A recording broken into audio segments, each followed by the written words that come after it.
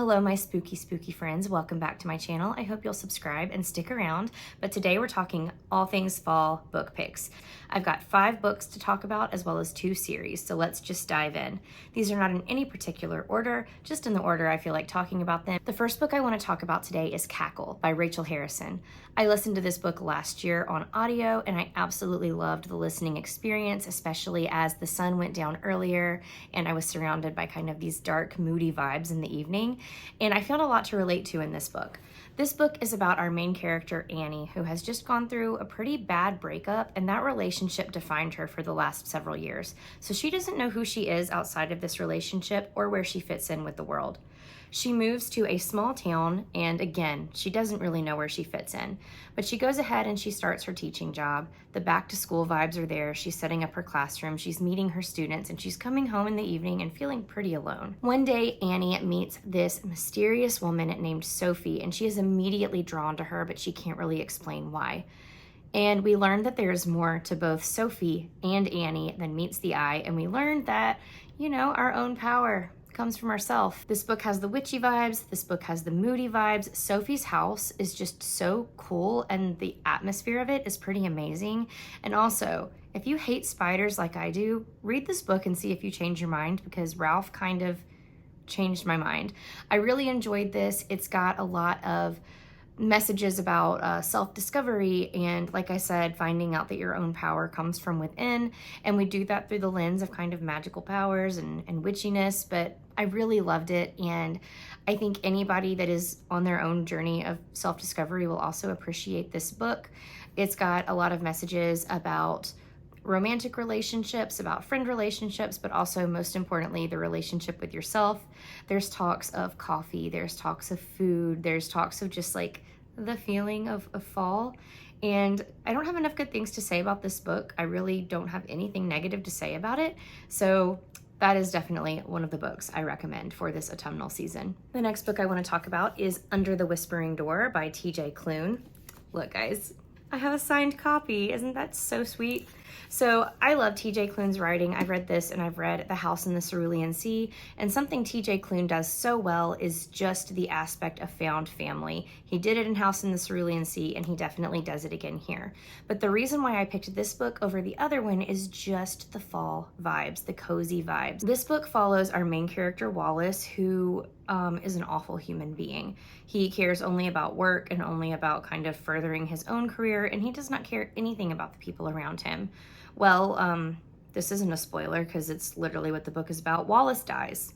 Wallace dies and no one cares. But Wallace is taken to this tea shop, which is kind of the in-between, the purgatory, if you will, between life and death. And he meets the tea shop owner, Hugo, whose job it is to kind of help people come to terms with their own death and ferry them off into the afterlife. Hugo also happens to own this very magical, very quirky tea shop. And one of the things he is so good at is picking the right tea for the right person at the right moment. So this book is cozy and heartwarming. All the talks and the descriptions of tea and the tea house and the people who come through are just magical. They're just magical. But the other thing about this book that makes it so perfect for fall is it's about ghosts, literally. It's about coming to terms with death. It's about how to grieve.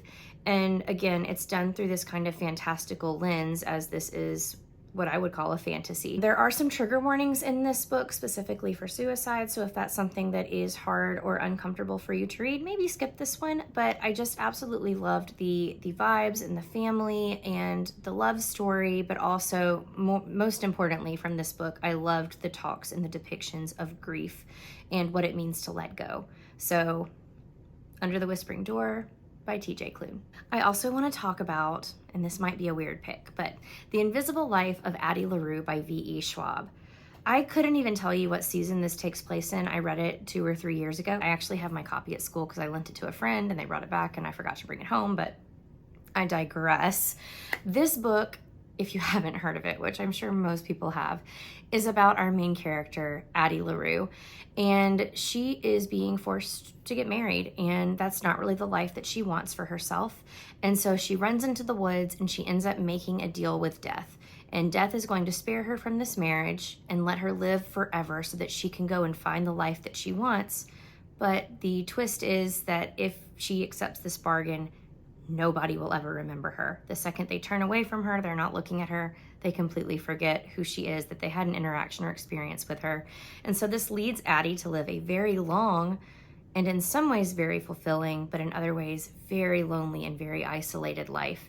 And we follow Addie through centuries as she learns to kind of make do, because when nobody remembers you, you can't have your own home, you can't have your own family, you can't have your own life or hold a job.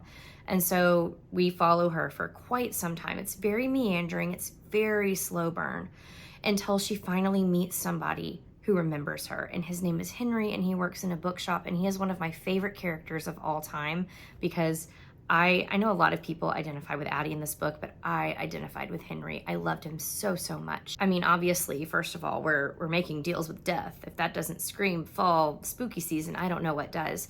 But it's also just the slow, meandering pace of the book that makes it feel perfect for fall. It's a book that you can take your time with, that you can sip a cup of tea with, and that you can just take the time to appreciate it as the nights grow longer and we have this time to just sit in our own homes and be cozy and have this reflection time in our own mind. I just really think this book is perfect for that, as we ask ourselves these big questions like, what would it be like to live forever? Or what would my life be if no one remembered it?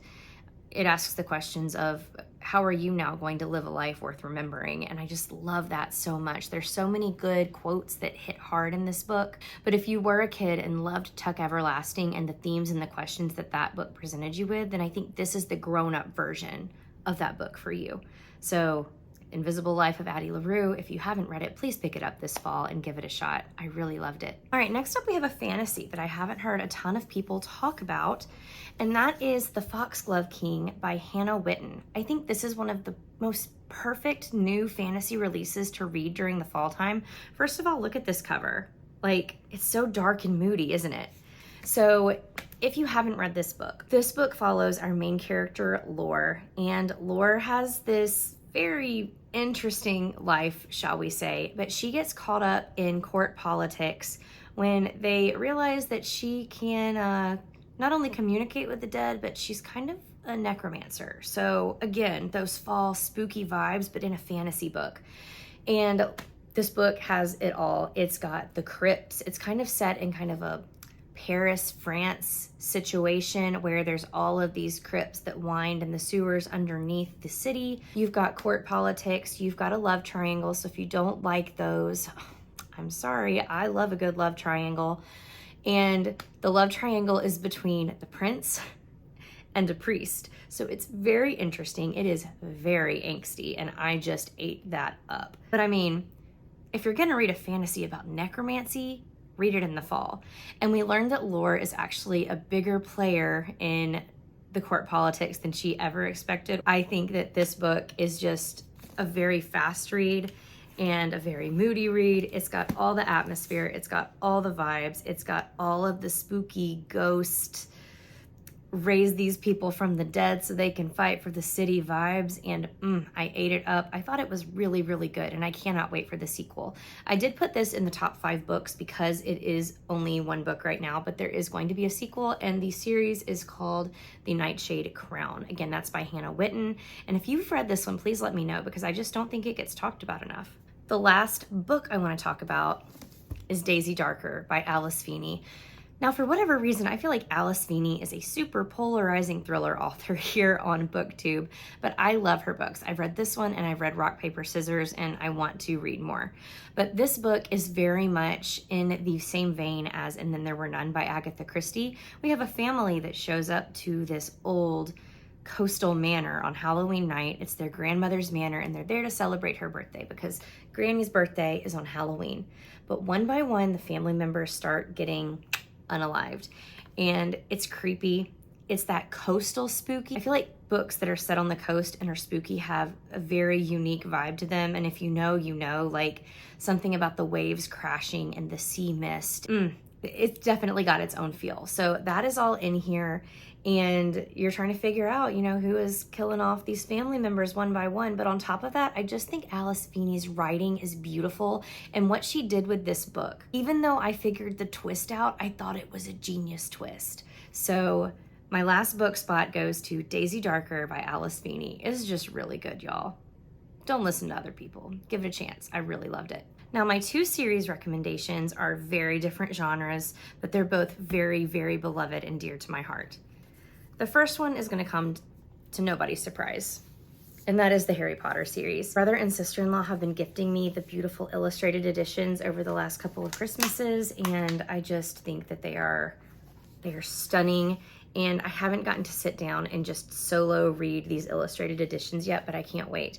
These are obviously perfect for fall for so many reasons. You got Halloween in all the books, you've got back to school, you've got witches and wizards and flying owls and riding broomsticks, but at the heart of it, you've just got friendship. These are books about valuing friendship above anything else and about how the most powerful magic is friendship, you know? That's really cheesy, but I mean, y'all agree with me, right? That's exactly what these books are about. And I know most people have read them, and I know the author is controversial, but I grew up with these books. I think I've read the series like 17 times at this point between rereads and listens, and there's just not a book that's more special to me as an individual than Harry Potter is. They're what I read when I was sick in the hospital. They're what I read when I'm having a hard time. They're definitely like my number one comfort read. I can pick them up. I can pick any one of them up, flip to a page, and just be immediately sucked in. I love these books. I think number 5 is my favorite as an adult. I love the angst, but Harry Potter definitely deserves a spot on top fall series.